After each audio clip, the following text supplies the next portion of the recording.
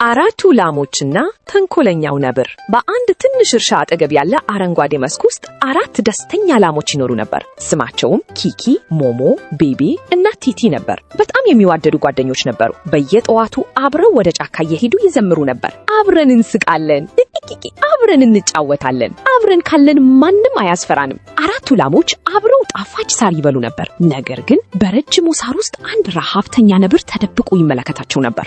ነብሩም በየቀኑ እነዚህን ላሞች መያዝ አልችልም፣ ሁልጊዜ አብረው ናቸው ብሎ ይበሳጭ ነበር። አንድ ፀሐያማ ቀን ግን ላሞቹ መጨቃጨቅ ጀመሩ። እዚህ ጋር ያለው ሳር ከሁሉም ይሻላል አለች ኪኪ።